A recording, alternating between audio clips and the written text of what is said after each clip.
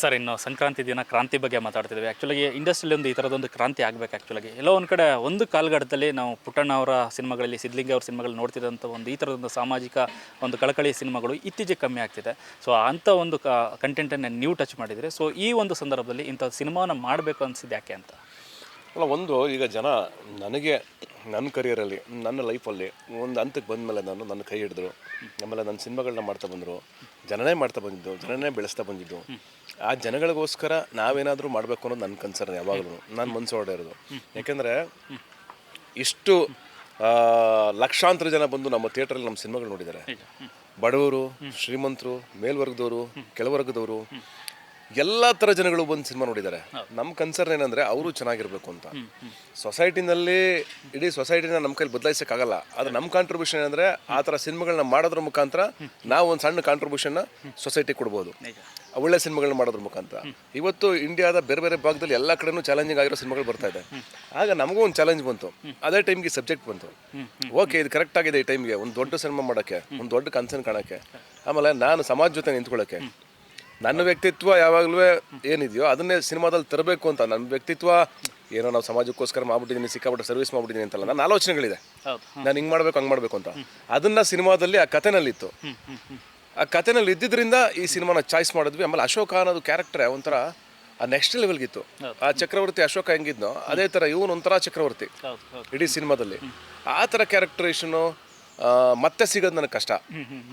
ಹಾಗಾಗಿ ಅದಕ್ಕೋಸ್ಕರ ನಾನು ಅಂದರೆ ಆ ಇಡೀ ಇದನ್ನ ಪ್ರಾಜೆಕ್ಟ್ನ ಬಿಡದಂಗೆ ಹಠ ತೊಟ್ಟು ಇಲ್ಲ ಮಾಡಲೇಬೇಕು, ಈ ಸಿನಿಮಾ ಜನಕ್ಕೆ ತರಲೇಬೇಕು, ತೆರೆ ಮೇಲೆ ತರಲೇಬೇಕು ಅಂತ. ಅದೆಷ್ಟೇ ಹೋರಾಟಗಳಿಗೆ ಸಿನಿಮಾದೊಳಗಡೆ ಅಶೋಕನು ಬರುತ್ತೋ ಅಷ್ಟೇ ಹೋರಾಟ ಈ ಅಶೋಕ ಸಿನಿಮಾ ಮಾಡ್ಬೇಕಾದ್ರು ಬರುತ್ತೆ, ನನಗೂ ಬರುತ್ತೆ ಪರ್ಸ್ನಲಿ. ಅದೆಲ್ಲನೂ ಒತ್ಕೊಂಡು ಅದೇನಾದರೂ ಆಗಲಿ ನಾನು ಮಾಡ್ತೀನಿ ಗುರು, ಇದನ್ನ ಚಾಲೆಂಜಿಂಗ್ ತೊಗೊಂಡು ಮಾಡ್ಕೊಂಬಂದೆ, ಇಲ್ಲಿಗೆ ಬಂತು ಸಿನಿಮಾ. ಈ ಥರದೊಂದು ಸಿನಿಮಾ ಮಾಡುವಾಗ ಒಂದು ಗಟ್ಟಿದ್ದಾರೆ ಅಂತಂದರೆ ಒಂದು ಇಂಡಸ್ಟ್ರಿನಲ್ಲಿ ಯಾವ ರೀತಿ ತಗೋತಾರೆ ಅನ್ನೋ ಒಂದು ಮೊದಲ ಒಂದು. ಯಾಕೆಂದರೆ ನಮ್ಮ ಅಕ್ಕಪಕ್ಕದ ಒಂದು ರಾಜ್ಯಗಳು ನೋಡಿದ್ರೆ, ಈಗ ತಮಿಳ್ನಾಡಲ್ಲಿ ನೋಡಿದ್ರೆ ಈ ಥರದೊಂದು ಕಂಟೆಂಟ್ಗಳು ಬರುತ್ತೆ, ಅಲ್ಲಿ ನೋಡುವಂಥ ಸಂಖ್ಯೆನೂ ಅದೇ ಥರ ಇದೆ. ಬಟ್ ಕನ್ನಡದಲ್ಲಿ ಈ ಥರ ಕಂಟೆಂಟ್ಗಳನ್ನು ಜನ ಈ ಟೈಮಲ್ಲಿ ಯಾವ ರೀತಿ ಸ್ವೀಕರಿಸ್ತಾರೆ ಅನ್ನೋಂಥದ್ದು. ಈಗ ನಾನು ಹೇಳೋದು ಸುಮಾರು ಸಿನಿಮಾಗಳು ಗೆದ್ದಿದ್ದಾವೆ. ನೀವು ಕಮರ್ಷಿಯಲ್ ಆಗಿ ನೀಟಾಗಿ ಹೇಳೋ ವಿಷಯಗಳನ್ನ ಎಂಟರ್ಟೈನ್ ಮುಖಾಂತರ ಹೇಳಿದ್ರೆ 100% ಗೆಲ್ತವೆ. ಆಮೇಲೆ ನಾವು ಇದು ಒನ್ ಸೈಡೆಡ್ ಸಿನಿಮಾ ಮಾಡಿಲ್ಲ. ಯಾವುದೇ ಕಾರಣಕ್ಕೂ ಯಾರಿಗೂ ಹರ್ಟ್ ಆಗೋ ಥರನೋ ಇಲ್ಲ ಯಾವುದೋ ಒಂದು ಆ ವಿಷಯಗಳನ್ನ ಇಟ್ಕೊಂಡು ಇನ್ನೊಬ್ರು ಚುಚ್ಚೋ ಥರನೋ ಸಿನಿಮಾ ಮಾಡಿಲ್ಲ. ಸಿನಿಮಾದಲ್ಲಿ ನಡೀತಾರೋ ವಿಷಯನೇ ಬೇರೆ.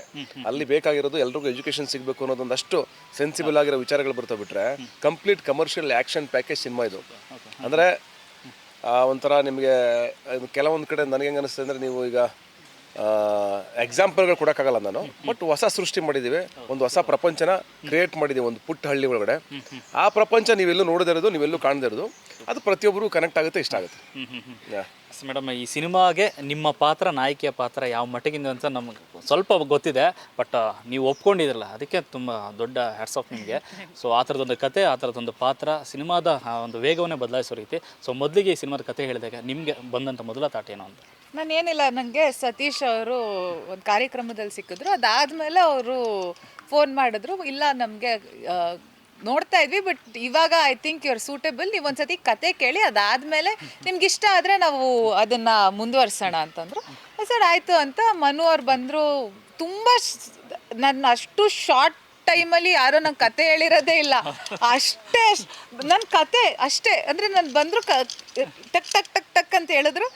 ಐ ಥಿಂಕ್ ಒಂದು 12-15 ಮಿನಿಟ್ಸ್ ಅಷ್ಟೇ ನನ್ನ ಸ್ಟೋರಿಂಗ್ ರೀಡಿಂಗ್ ಆಗಿದ್ದು. ನನ್ನ ಕ್ಯಾರೆಕ್ಟರ್ ಗ್ರಾಫ್ ಏನೇನು ಅಂತ ಹೇಳಿದ್ರು, ನನಗೆ ಇಷ್ಟ ಆಯಿತು. ಅಂದರೆ ತುಂಬ ಸಿಂಪಲ್ಲಾಗಿ ಹೇಳಿದ್ರಲ್ಲ. ಆ್ಯಂಡ್ ಇನ್ನೊಂದೇನೆಂದರೆ, ಯಾವುದೇ ಅಷ್ಟೊಂದು ಹೇಳೋ ಬದಲು ಕ್ಯಾರೆಕ್ಟರ್ ಗ್ರಾಫ್ ನನಗೆ ಎಷ್ಟು ಹಿಂಗೆ ಹೋಗುತ್ತೆ ಆ ಗ್ರಾಫ್ಸ್ ಇರಬೇಕಲ್ಲ. ಯಾಕಂದರೆ ಒಬ್ಬರು ಜೀವನ ಅಂದರೆ ಹೈಸ್ ಲೋಸ್ ಎಲ್ಲ ಇರುತ್ತೆ, ಅದನ್ನು ನಾವು ಸಿನಿಮಾದಲ್ಲಿ ತೋರಿಸ್ಬೇಕು. ಒಂದೇ ರೀತಿ ಹೋದರೆ ಏನು ಎಂಟರ್ಟೈನಿಂಗ್ ಒಂದು ಕ್ಯಾರೆಕ್ಟರ್ ಅಂತ ಅಂದಾಗ. ಸೊ ಅದು ತೋರಿಸ್ದಾಗ್ಲೇ ನಂಗೆ ಅದು ಹೇಳಿದ್ರು. ನಾನು ಆಮೇಲೆ ಸತೀಶ್ ಅವ್ರಿಗೆ ಫೋನ್ ಮಾಡಿ ಹೇಳಿದೆ, ಇಲ್ಲ ನನಗೆ ಇಷ್ಟ ಆಯಿತು, ನಾನು ಮಾಡ್ತೀನಿ ಅಂತ. ಸೊ ಇಮಿಡಿಯೇಟ್ ನಾನು ಅದೇ ಸತೀಶ್ ಅವ್ರಿಗೆ ಹೇಳಿದೆ, ನಂದು ಫಾಸ್ಟೆಸ್ಟು ಹ್ಞೂ ಅಂತ ಒಪ್ಕೊಂಡಿದ್ಕೋ, ಶೂಟ್ಗೆ ಹೋಗಿದ್ಕೋ, ರಿಲೀಸ್ಗೆ ಬರ್ತಾ ಇರೋದು ಫಾಸ್ಟೆಸ್ಟ್ ಸಿನಿಮಾ ಅಂತ. ಹಿಂಗೆ ಆಯಿತು ಅಂತ ಒಪ್ಕೊಂಡೆ. ಅದ್ರ ನೆಕ್ಸ್ಟ್ ವಾರ ಶೂಟ್ಗೆ ಹೋದ್ವಿ, ಇನ್ನು ಸ್ವಲ್ಪ ದಿನ ಡನ್ ಅಂತ ರಿಲೀಸ್ಗೆ ಬಂದ್ಬಿಡ್ತು ಸಿನಿಮಾ. ಸೊ ಅಷ್ಟು ತುಂಬ ಖುಷಿ ಇದೆ. ಸಾಕಷ್ಟು ಅಂದರೆ ನಕ್ಕಿದ್ದೀನಿ. ಯಾಕೆ ಅಂದರೆ ತುಂಬ ಟ್ರೈ ಮಾಡಿದ್ದೀನಿ ಸಿನಿಮಾದಲ್ಲಿ. ರೋಪ್ ಶಾಟ್ ಫಸ್ಟ್ ಟೈಮ್ ನಾನು ಫುಲ್ ಖುಷಿಯಿಂದ ಎಲ್ಲ ರೋಪ್ ಶಾಟ್ ಮಾಡ್ತಾ ಇದ್ದೆ. ಅದಷ್ಟು ಖುಷಿ ವಿಚಾರ ಅಲ್ಲ rope shot, but full enjoy ಮಾಡ್ತಾ ಇದ್ದೆ ರೋಪ್ ಶಾಟಲ್ಲಿ. ಸೊ ಮಜಾ ಮಾಡಿದ್ದೀನಿ ಪ್ರತಿದಿನ ಶೂಟಿಂಗಲ್ಲಿ. ಆ ಊರು ತುಂಬ ಚೆನ್ನಾಗಿದೆ. ಆ್ಯಕ್ಚುಲಿ ನಾವು ಶೂಟ್ ಮಾಡಿದ್ದು ಊರು ತುಂಬ ಚೆನ್ನಾಗಿದೆ. ಸೊ ಆ ಊರಲ್ಲಿ ಶೂಟ್ ಮಾಡಿದ್ದು ಅದೆಲ್ಲ ಮಜಾ ಮಾಡಿಕೊಂಡು ಶೂಟ್ ಮಾಡಿದ್ವಿ. ತುಂಬ ಚೆನ್ನಾಗಿತ್ತು. ನಂಗೆ ಪಾತ್ರ ಬೇಸಿಕಲಿ ಕ್ಲೈಮ್ಯಾಕ್ಸಲ್ಲಿ ಆಗಿರ್ಬೋದು, ಆ ಇಮೋಷ್ನಲ್ ಗ್ರಾಫ್ ಆಗಿರ್ಬೋದು, ಅದು ಇಷ್ಟ ಆಗಿ ನಾನು ಇಮಿಡಿಯೇಟಾಗಿ ಒಪ್ಕೊಂಡೆ ಅಷ್ಟೇ. ಅದು ಬಿಟ್ಟು ಇನ್ನೇನಿಲ್ಲ. ಅಂದರೆ ದಟ್ಸ್ ದ ರೀಸನ್ ಅಲ್ವಾ, ಯಾರಿಗೆ ಒಂದು ಪಾತ್ರ ಒಪ್ಕೊಬೇಕು ಅಂತಂದ್ರೂ ಕ್ಯಾರೆಕ್ಟರ್ ಎಷ್ಟು ಚೆನ್ನಾಗಿ ಬರೆದಿದ್ದಾರೆ ಅನ್ನೋದು ಮುಖ್ಯ. ಆ್ಯಂಡ್ ಇನ್ನೊಂದು ನಂಗೆ ಖುಷಿಯಾಗಿದ್ದು, ಸಿನಿಮಾ ನೋಡಿದೆ 3 ದಿನದ ಹಿಂದೆ, ಅವ್ರು ಏನು ಹೇಳಿದರು, ಯಾಕಂದರೆ ನರೇಷನಿಂದ ಶೂಟ್ ಆಗಿ ಸ್ಕ್ರೀನ್ ಮೇಲೆ ಬರೋದು ಡಿಫ್ರೆಂಟ್ ಆಗಿಬಿಡುತ್ತೆ ಒಂದೊಂದ್ಸತಿ. ಅಲ್ಲಿಗೂ ಅವ್ರು ಹೇಳಿದ್ದೊಂದು ಆಗಿರೋದೊಂದಾಗಿರುತ್ತೆ. ಬಟ್ ಏನು ನನ್ನ ನರೇಷನ್ ಕೊಟ್ಟರು, ಏನು ಶೂಟ್ ಮಾಡಿದ್ವಿ ಎಕ್ಸಾಕ್ಟ್. ಅಮ್ಮನೂ ಅದೇ ಹೇಳಿದ್ರು, ಎಷ್ಟು ತುಂಬ ಚೆನ್ನಾಗಿ ಕಾಣಿಸ್ತಾ ಇದೆ, ತುಂಬ ಚೆನ್ನಾಗಿ ತೋರಿಸಿದ್ದಾರೆ ಅಂತ. ಸೊ ಅಷ್ಟೇ ಚೆನ್ನಾಗಿ ಸ್ಕ್ರೀನ್ ಮೇಲೆ ಕಾಣಿಸುತ್ತೆ ಪಾತ್ರ. ಅದು ನಂಗೆ ಭಾಳ ಖುಷಿ ಆಯಿತು ಸಿನಿಮಾದಲ್ಲಿ.